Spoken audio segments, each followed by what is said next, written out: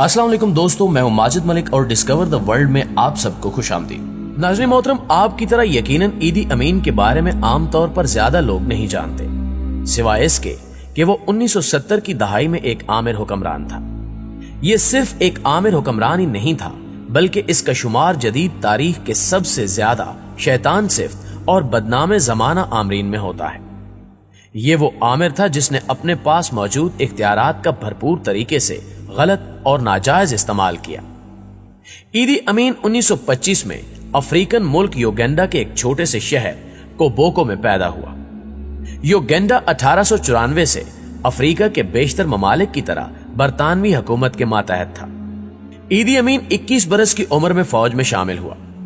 1962 में युगांडा ने बरतानिया से आजादी हासिल कर ली और 1965 में ईदी अमीन युगांडा की फौज का कमांडर इन चीफ मुकर्रर हुआ।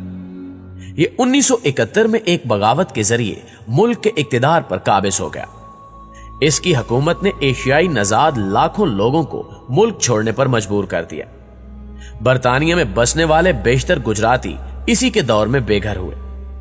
हकूके इंसानी की तंजीमों का कहना है कि इसके 8 साला दौरे इक्तिदार में 1 लाख से 5 लाख लोग मारे गए। इसके जुल्मों बर्बरियत की दास्तान सुनकर इंसान के पैरों से जमीन ही खिसक जाती है और इंसान तसव्वुर भी नहीं कर पाता कि कोई हुक्मरान ऐसा भी कर सकता है। आज हम ईदी अमीन की सूरत में उस कहर की बात करेंगे जो अफ्रीकी मुल्क युगांडा पर गहरे नकूश छोड़ गया। ताहम वीडियो की तफसील में जाने से आपसे गुजारिश है कि वीडियो को आखिर तक जरूर देखिएगा। नाज़रीन ग्रामी, मिल्टन ओबो नामी एक शख्स युगांडा का वजीर आजम बना। ईदी अमीन और ये दोनों इंतहाई करप्ट इंसान थे और इन दोनों ने सोने की स्मगलिंग करके खूब पैसा कमाया और यही पैसा इन दोनों ताकतवर शख्सियात के दरमियान तसादुम का बायस बना। इस तसादुम के नतीजे में ईदी अमीन ने हुकूमत का तख्ता उलटते हुए खुद को युगांडा का सदर मुकर्रर कर दिया और ओबो को जबरदस्ती तंजानिया में जिलावतनी इख्तियार करने पर मजबूर कर दिया। गुज़श्ता हुक्मरान ओबो की हुकूमत में बढ़ती हुई महंगाई और बदउनवानियों के सबब लोग इससे कुछ ज्यादा खुश नहीं थे।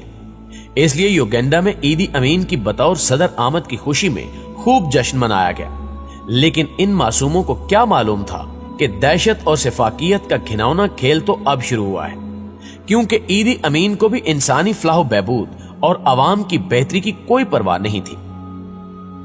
प्यारे साथियों, ईदी अमीन ने इक्तिदार में आते ही आइन के बाज हिस्सों को मुअत्तल कर दिया और फौजी अदालतों को मुल्की कवानीन से बालातर करार दे दिया। ईदी अमीन ने युगांडा के साबिक वजीर आजम के हिमायती ग्रुपों की बड़े पैमाने पर नस्ल कुशी शुरू कर दी। रियाया समेत दीगर ममालिक के शहरियों पर शदीद जुल्म की वजह से बरतानिया समेत कई ममालिक ने युगांडा से अपने सिफारती ताल्लुकात मुनक़ता कर दिए, जिसकी वजह से ईदी अमीन ने मुल्क में मौजूद तमाम बैनुल अक़वामी कंपनियों को अपनी मिल्कियत में ले लिया। युगांडा के सहाफी, फनकार और दानिशवरों समेत कोई भी शख्स ईदी अमीन की बर्बरियत और मजालिम से महफूज नहीं था। इसकी इंतहाई घटिया बात और आदत यह थी कि यह सिर्फ अपने कबीले के लोगों को ही इंसान समझता था और उन्हें मुल्क के बड़े बड़े ओहदों पर फायज करता था, जबकि युगांडा की बाकी तमाम अवाम इसके लिए किसी मामूली जानवर या फालतू चीज से कम नहीं थी। वो अपनी ही अवाम को भेड़ बकरियों से ज्यादा कोई अहमियत नहीं देता था। इसने अपने 8 साला दौरे इक्तिदार में युगांडा की आवाम को हर तरह से हिरासा किया। एमनेस्टी इंटरनेशनल की जानिब से जारी की जाने वाली एक रिपोर्ट के मुताबिक ईदी अमीन के दौर में तकरीबन 5 लाख लोग इसकी ईमा पर कत्ल हुए। ऐसा मुल्क जहां सिर्फ 1 करोड़ लोग रहते हों, वहां इतने लोगों का कत्ल हो जाना बहुत बड़ी बात थी। उसके दौरे हुकूमत में आम लोगों, जिनमें काश्तकार, दुकानदार, क्लर्क और तालिब इल्म शामिल थे, को अंधाधुंध कत्ल किया गया। आम लोगों के अलावा अहम तरीन वज़रा और जजेस समेत दीगर आला ओहदेदारान भी इसकी हैवानियत से महफूज न रहे। ये अपने दुश्मनों को सख्त तरीन सजा देने के लिए उनकी शर्मगाहें तक कटवा देता, जबकि अपने मुखालिफ कबाइल की लड़कियों को अगवा कराकर उनके पेट चाक करवा देता। नाज़रीन ग्रामी, ईदी अमीन के वहशियाना तशद्दुद, हैवानियत और मजालिम की वजह से जब अमेरिका और बरतानिया जैसे ममालिक ने उससे मुंह मोड़ा तो उसने जदीद असले के हसूल के लिए सोवियत यूनियन से रवाबित इख्तियार कर लिए। एक मर्तबा ऐसा हुआ کہ ایدی امین نے ملک کے تمام معذور افراد کو چن چن کر اکٹھا کیا، جس سے عوام کو لگا کہ شاید ان کی مدد کی جائے گی یا ملک کا صدر ان کے لیے کوئی وظیفہ مقرر کرنے لگا ہے۔ لیکن ایسا کچھ نہ ہوا، بلکہ ایدی امین نے ان 4,500 معذور افراد کو دریائے نیل میں ڈبو دیا، جو دریا میں موجود مگرمچھوں کی خوراک بن گئے۔ یہ شخص اس قدر وحشی اور درندہ تھا کہ ایک بار موسیٰ الگا نامی اس کا ایک خادم بھاگ نکلا، جس نے بین الاقوامی میڈیا کو کچھ ایسا انٹرویو دیا کہ جس میں کہا گیا کہ ایدی امین ایک آدم خور شخص ہے جس کی فریج میں انسانی اعضاء بھرے مل سکتے ہیں۔ یہ بھی کہا جاتا ہے کہ جب برطانیہ سے آزادی کے بعد یوگینڈا کے پہلے صدر ملٹن اوبوتے کا جھکاؤ سوویت یونین کی جانب ہونے لگا تو مغربی طاقتوں کی بلا واسطہ رضامندی کے ساتھ یوگینڈا کی مسلح افواج کے سربراہ یعنی ایدی امین نے جنوری 1971 میں اس وقت اوبوتے کا تختہ الٹ دیا جب وہ دولت مشترکہ کے اجلاس میں شرکت کے لیے سنگاپور میں تھا۔ گرامی غیر ملکیوں کی بے دخلی کی پالیسی کی وضاحت اور دفاع کرتے ہوئے ایدی امین نے کہا کہ ہمارا مقصد یوگینڈا کے عام باشندوں کو اپنی قسمت کا مالک بنانا ہے تاکہ وہ ملک کی دولت میں پورے حصے دار ہو سکیں۔ یوگینڈا کی معیشت یوگینڈا کے باشندوں کے کنٹرول میں ہونی چاہیے۔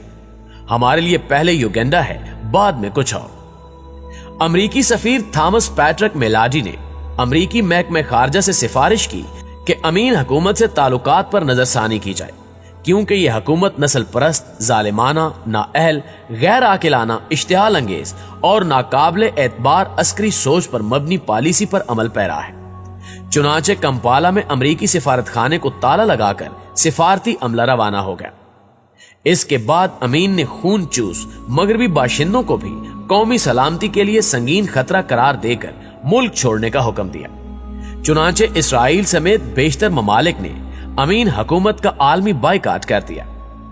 برطانیہ سمیت یورپ کے کئی ممالک اور امریکہ میں ایدی امین کے داخلے پر پابندی لگا دی گئی، کیونکہ اس کی پالیسیاں اقوام متحدہ کے چارٹر برائے انسانی حقوق سے براہ راست متصادم تھیں۔ ایدی امین کو مغربی ذرائع ابلاغ میں کسائی، جنسی درندہ، مخالفین کے خون کا پیاسا، پاگل، ابلیس، کالے جادو کا شیطانی جادوگر، مسخرہ، بن مانس اور جانے کیا کیا قرار دیا گیا۔